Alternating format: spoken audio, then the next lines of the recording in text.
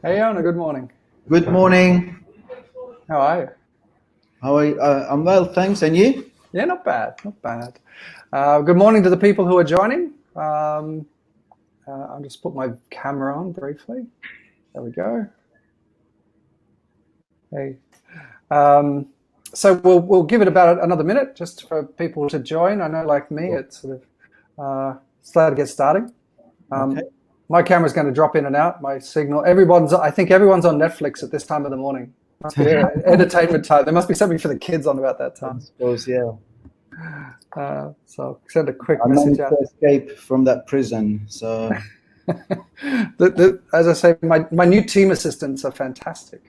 They're just not. They've got just like different agendas to me. there you go. Everyone.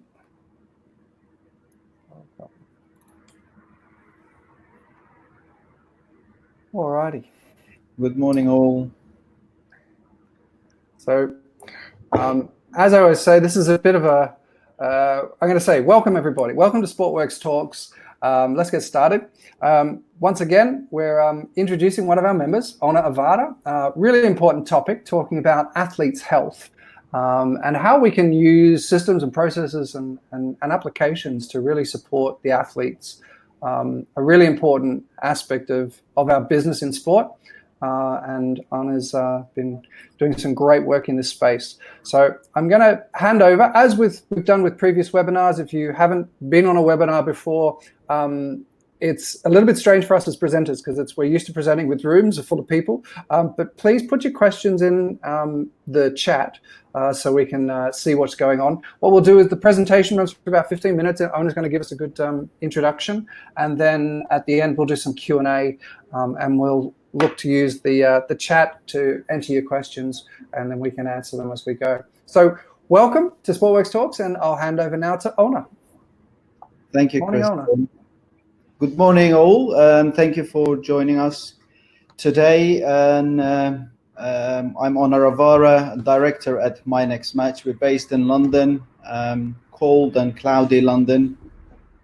Firstly, I would like to point out that I'm not a medical professional or doctor, but I have been working with many sport physicians from IOC, international federations, national governing bodies, and clubs over the years during our research and development.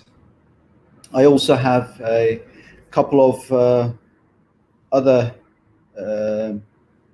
in the UK Parliament, a couple of advisory roles. One is on blockchain and one is on the boxing, so parliamentary groups. So I used to compete in boxing as an athlete. Then I coached, owned the boxing gym, and I'm currently the president of UK Obstacle Sports Federation in UK. Today I will be talking about athlete health management, not from the medical perspective, but more like from the communication perspective between the stakeholders, who's doing what and what should be done in order to improve this communication flow. It is all about managing this workload between the interested parties, whether it's an athlete, coach, national governing body, national Olympic committees, international federations, or the local governments. Is the presentation, can I have the presentation, please? There you go.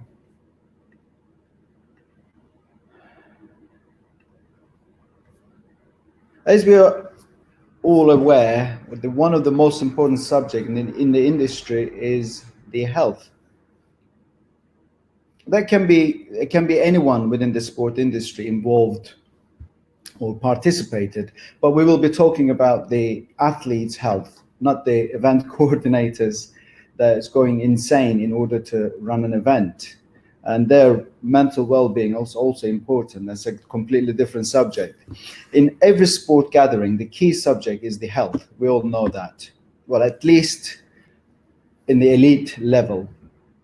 But when you think about an elite sport league or association has got, let's say, 40, 50 clubs and around 1,000 athletes, and say 100 sports physicians looking after these athletes, it's relatively easy to accumulate certain database and analyze it in a certain way, then implement the preventative rules and regulations accordingly. But what about the rest? When we look at it from the wider perspective, there are a huge amount of other recreational, amateur, and professional sports, and they're athletes that don't have the same opportunities as the elite and high-end professional athletes. Within each category, there are different training regimes, different competition levels, then the gender, age, socioeconomic effects within all these sports in a lower level, grassroots level. So for one sport, one federation, to gather all these information under the same roof is extremely difficult. Therefore, there is no 100% accurate database in almost in any sports. In many cases, I personally have witnessed there isn't anything that you can actually utilize in terms of database of the athletes, who does what and what kind of levels they are training or competing. Mostly they just sign the waiver to enter a competition or training, and they are responsible and they take care of their own well-being. Now we go back to the logistical hurdles. I think is the lack of infrastructure, lack of medical professionals, and the cost for all these infrastructure and medical professionals to be paid. Imagine an athlete who needs to get medically examined in order to compete or train. In some cases, they need to provide ECG reports or blood results. Keep in mind that these athletes barely pays their affiliation fees of $10, $15 or pounds or euro. And I'm talking about the grassroots level here. So there's no federation doctor who's specialized in that particular sport in most cases, and the cost is not paid by the federation. And we all know that the doctors are not cheap. So this issue is within the system, not with the federation or the sport itself.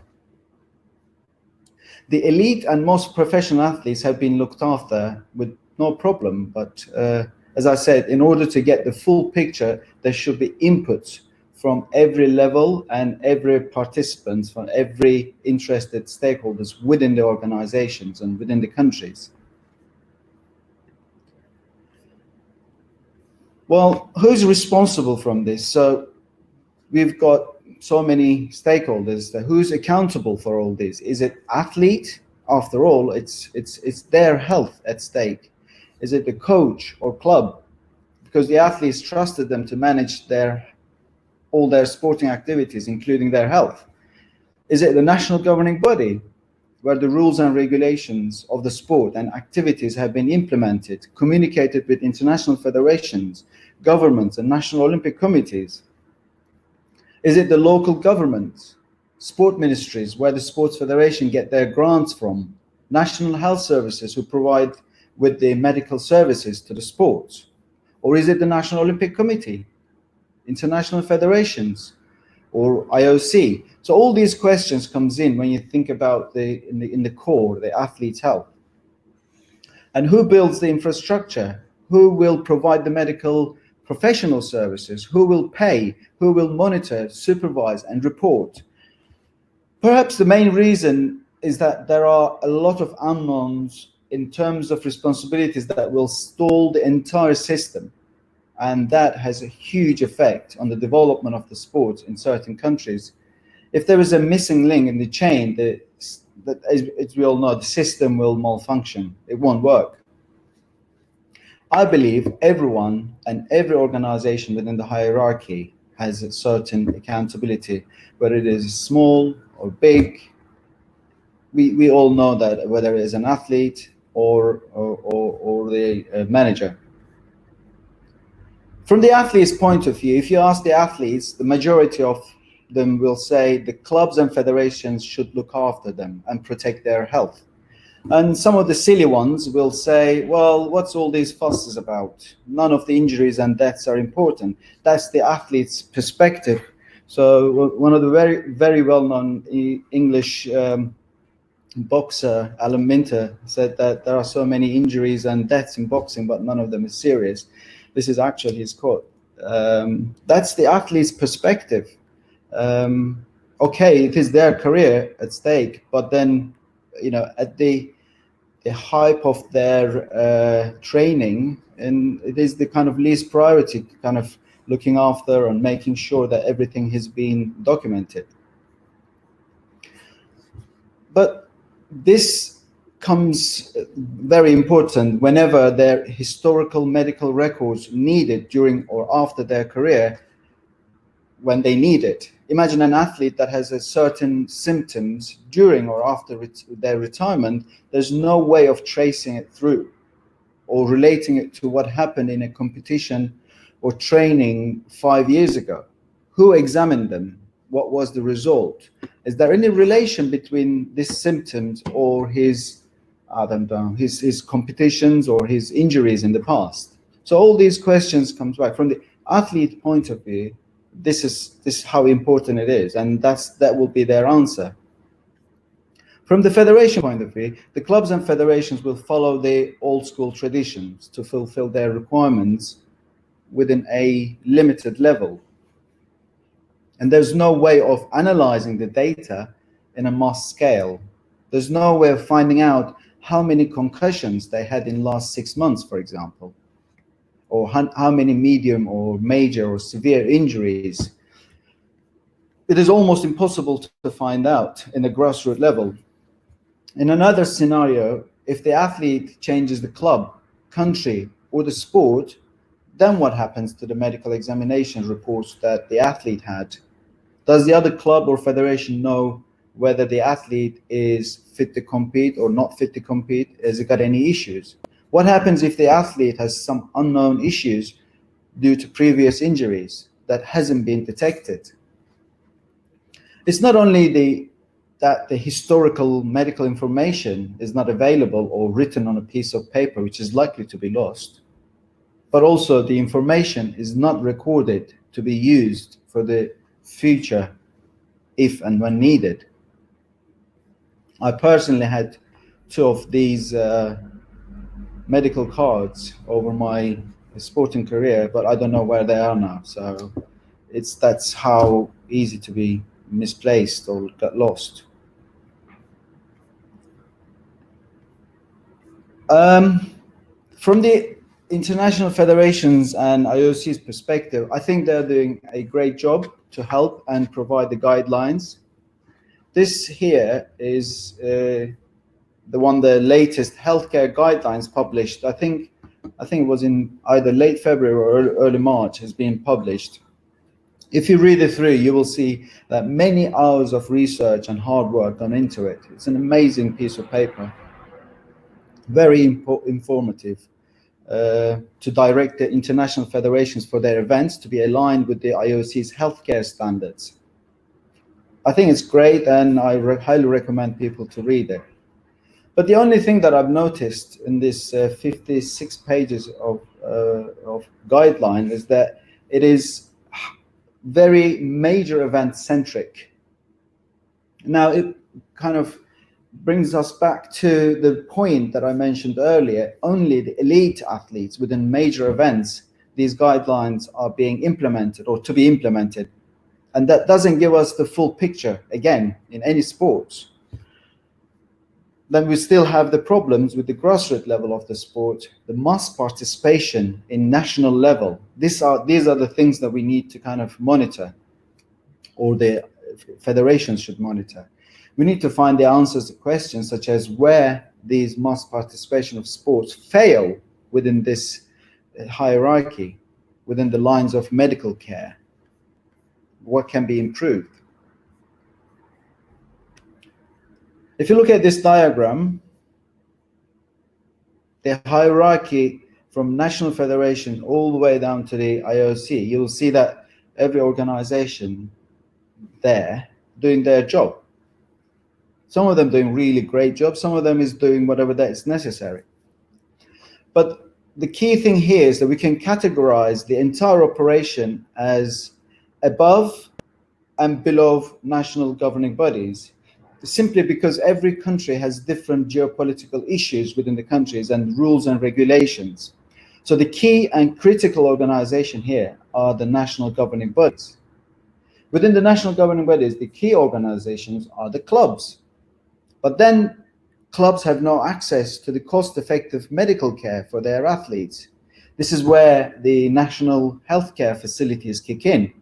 In UK, for example, for an athlete to get a fit to compete report can cost anything between 20, 30 pounds all the way up to the hundreds of pounds. And if they need the ECG reports or blood results, and the cost easily can be doubled. In Europe, maybe we can afford it, even though I know some athletes struggle to pay their annual affiliation fees to the federations. I would say another issue with the medical professionals is that because of their insurance doesn't cover sports-specific reports. So, for example, if you're a GP or neighborhood doctor, they're not insured to give fit to compete report to the athletes, whether it's a marathon running or obstacle or combat sports or any sports. And then they're not covered. So that makes them kind of biased towards the sports and certain sports. And they're well aware that these individuals are, health and well, fit, they can compete, but their insurance doesn't cover. So those are the kind of issues within the kind of medical professionals, and then it goes all the way up to the national health services. Now, from the national governing body perspective, if they implement the simple procedures within the international guidelines that I showed you earlier, in a smaller scale, which is within the countries, such as clubs and leagues are complying with the rules on behalf of the federations, then they will have the flow of information between the clubs all the way to the national federation. But then there's a cost, time, ease of use, flexibility, that insights quality, organizational performance, and communication effects. In order to achieve the required system or the platform, what do they have to do is quite a lot that has to be thought about. They implement a system, as we know, costs a lot of money. And they need to find out, is there a government grant for it? How easy the system will be to use? Can they train the staff members easily or employ more people to manage it? Will it cost even more? The quality of the information collected, will it serve the purpose? All these questions should be answered before any action. Also, all the stakeholders should be also trained and included in the process. The athletes, coaches, club officials, technical officials, medical professionals, and volunteers, and they all should be trained and communicated so that by the time the athletes develop to the national and international level, most of the work from the athlete medical care point of view will be done. By the time they get up there, their historical medical footprint is established, it's there. So that there's a good information for the IFs and for their major events. Once all this secure communication channel built, the information to the international federations, other organizations in the hierarchy, will get what they needed to run successful events in a way, and also aligned with the IOC's healthcare standards. Over the years, liaising with international federations and national governing bodies and medical organizations and doing a lot of our research and development, we have came up with this system that cost almost nothing to the international federations and the national governing bodies, but delivers all the above requirements. And it is called digital medical passports for the athlete. It works in conjunction with international federations, national governing bodies, and their medical professionals.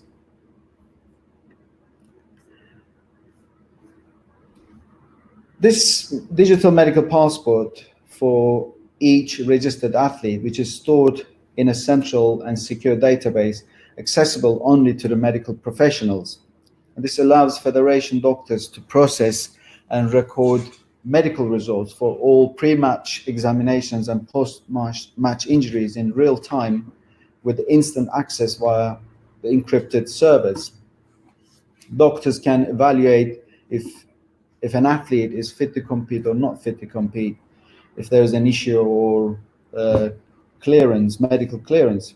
This information can also be analyzed to create detailed reports for decision makers. Medical professionals can create a complete digital medical footprint for the athletes, tracking their health and injuries progress from the guy just walks into the gym first time in his life all the way up to their retirement. It's a kind of the cost-effective way of getting all these database in front of the decision makers, really.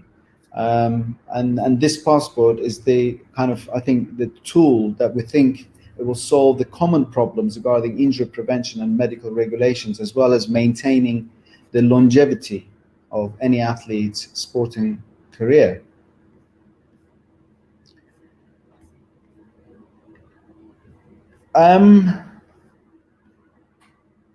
This digital medical passport for the athletes, doctors, and federations designed to make this sport safer, and that was the initial idea. But this passport is backed up. It should be backed up, whether it is the federations or international federations, their own systems or tools that they use, or we have all these useful components such as unique sport-specific membership management system, tournament management system, course and progression management system to encourage for them to kind of bring all this database in front of them as a core to the medical system, just to kind of to analyze what's happening in order to improve their operations. The idea is to kind of facilitate all their operations either under one roof or talking to each other services that they have and making it the safest, most affordable and versatile sports management tool. I have read it. One of the researchers is just that 97% of the federations are aware of the importance of the digitalization, but only 43% of them is taking action and doing something about it to improve their digital improvements, or the transition, I would say. We all know that the athlete healthcare is sitting, and in particular is not one of the federation or organization's issue to solve and make it all better. But it's not only one. You cannot just blame one organization within that hierarchy in terms of responsibility and accountability. This is all kind of joint effort. Every person, every participant, from athletes to all the way to the presidents and managers of the federation, and every organization that within the hierarchy has got some kind of role to get where we want to be from the healthcare point of view. It's our duty to create a safer environment for our athletes and safer sport without the finger pointing each other, because it's just a culture of blame. It quickly creates very unhappy environment, which we have seen recently in one of the qualifying events. I'm not going to go into detail, but yeah, so we just need to create a better environment for our athletes. But who's accountable? Everybody is accountable. Every organization is accountable, and we need to do certain things, limited. Some of them are big, some of them small, in order to create this safer environment for our athletes. I'm done. If anyone has got any questions, I am ready to answer. If not, ready to chit chat. Great. Thanks so much, Oner. That's really, really good information, really informative. For me, it's great to hear the actual understanding the health ecosystem. I think is really important. for those of us that work in the business. I think from many perspectives, we don't really understand how it all fits together. So for me, I'm grateful to have the presentation because it's really helped better understand all of the inputs and the complexity of it. It's not an easy, as you highlighted, it's not an easy puzzle to fix. But at the core, as you say, everyone's accountable. So thinking about that is really key. So thank you, Wesley. Just to say, really good presentation. Thank you. Yeah. So I see we've got a couple of questions popping up there. I'll let you. One from Amanda Oba. Is it not risky regarding the possible hacking of athletes' private information? Great question. Well, everything is risky as soon as it's on the internet. But then we've got all these certain standards that we follow, from GDPR to kind of securing the servers and where the servers are based and who we use. So we as a company, that we have ISO 27001, that's an ISMS, Information Security Management System. We comply within certain rules and regulations, whether it's technological or business management side of it. But everything has got a risk. But then what you can do is just to kind of keep it as secure as you can. From the setup of the system is that only the medical professional has got the access to the medical information, but also within the permission. So if you're if you're a medical professional that you're working with, I don't know, with one national governing body, you cannot go and see anybody else's medical information. So you can only see that federation athletes that you have been assigned to. You can see that. So are you also saying? So I just had a question. Sorry, what about blockchain? I know you're heavily involved in blockchain and sit on a couple of advisory boards for that. Does that opportunities? Well, with the blockchain, you can kind of make it put it on the distributed ledger technology. But with the blockchain is that you can still copy the data. It doesn't actually kind of make it watertight in terms of security. You can copy and you can use it for the analytics and etc. But for other people to access, you can make it kind of limited amount of security put there. And we have a lot of work going into it, and we're still working with the certain innovation centers in UK to make it even better. I think one of the key thing there is that with the blockchain is the identity of the medical professionals, because in America, I think, if I'm not wrong, I've heard this. This is not the kind of, I cannot refer to any research. There are more fake doctors, fake medical professionals than actually registered medical professionals in certain industry. So proving this identity of these medical professionals are the key things in order to kind of creating all this correct and accurate database for the athletes. So it starts from there, and then the information that is being put in. There are lots of other elements that is going to come into it. There is the anti-doping issues and lots of other things that should be put on the blockchain that we are working on. That kind of segues nicely into the next question there from Olya. So Ollie's asked, I'm curious to see if a connection between your athlete health passport and the ABP, the athlete biological passport used in anti-doping. Obviously, well, there's an amazing synergy there, because the athlete health passports, I have seen and I've spoken to some people, I think when I was in Lausanne, that it's a very, very detailed biological passport for the athletes. And what we are doing is that it is kind of a bit more general in terms of their well-being. And it's a kind of, if you think about it, it's a hub.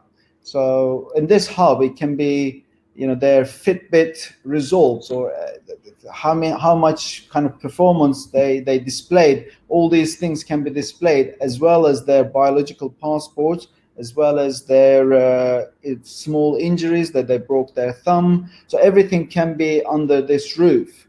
But the beauty is with the digital medical passport is that it talks to other services within the federations. So what I mean by that is So they got a membership management system, or the federation's membership that approves the identity of the athlete, and then it can actually reflect on the events pages, events tools, so that you know that these athletes have been examined by the federation approved medical professionals, and he's affiliated to his federation, is now coming to the event. So when he comes to the event, you know this athlete started his career at 7 years old, as a little boy or girl, and then it just could develop. So you know the entire history of that, rather than very specific details of certain parts of their health. So you see this as very complementary, would you say? Exactly, yeah. Between the services, whether the service that they use within our tools or they have services that works with the APIs. Okay. I hope it answered your question, Olya. So I've got a follow-up there from Armando. Regarding injury and illness prevention programs and anti-doping education of physicians and athlete support personnel, which could be the potential barriers and priority areas in the implementation process? Yeah, good question. What are you finding as the barriers? I think the barriers are the cost to the federations and the medical professionals. So I think it's the biggest thing is they're scared of this cost. How much is it going to cost to put all these the preventative rules and regulations in place? Let me just read it properly. Prevention program. Yeah, so I think anti-doping is the kind of on its own is completely different issues, and there are lots of, I'm not qualified to talk about that part of it, but as a service provider, I think I can comfortably say that there has to be a service, a platform in place to make it much more transparent. I think that's where we stand. So transparency and making sure that everyone can see the clear picture, and from TUEs to who has got positive, who has got negative, it should be transparent, and we need to know all these things. And as people, really, the one who's interested in that sport. So there is a barrier, I will say,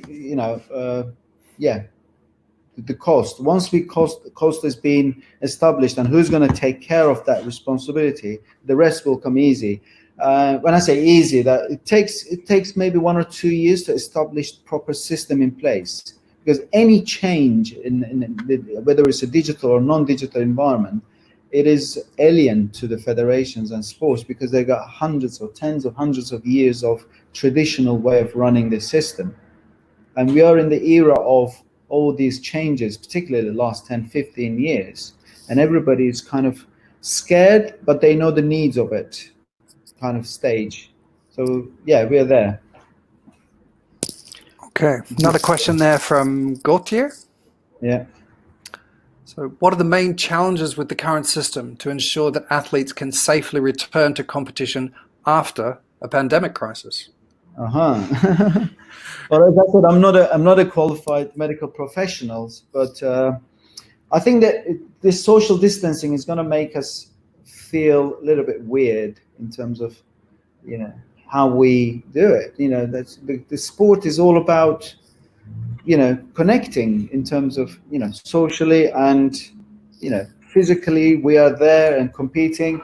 And I don't know how we're gonna. I really don't know how to kind of get over it. But the challenges are that within this period of 2-3 months, we should expect a lot of changes, and I don't know what challenges it's going to bring in terms of social distancing or social gatherings. Do you think the medical passport that you're proposing, I mean, this would be, would you consider it to be a place of registering where someone would have, for example, if you've got the coronavirus, or does it track that type of medical information? Did you say that again, please?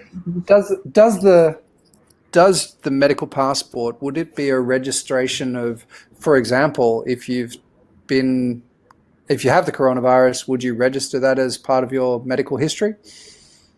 Do you think that will change things? It will change, because it has to change anyway, whether it's just pandemic or not pandemic. It has to be recorded for us to improve as sports, and what can we improve for the future. It has to change, whether it's we had this coronavirus or not. But it will probably make it a little faster, because people now realizing that it is a matter of urgency. We need to make sure that everybody is, needs to comply with the rules and regulation. So yeah, I hope it will kind of trigger some kind of federation's opinion to kind of change into the digital world, to make sure that everybody is on the same board. Okay. Yeah. So we're just coming up on time. So I just wanted to say, if there's any last questions, do you want to tap them in?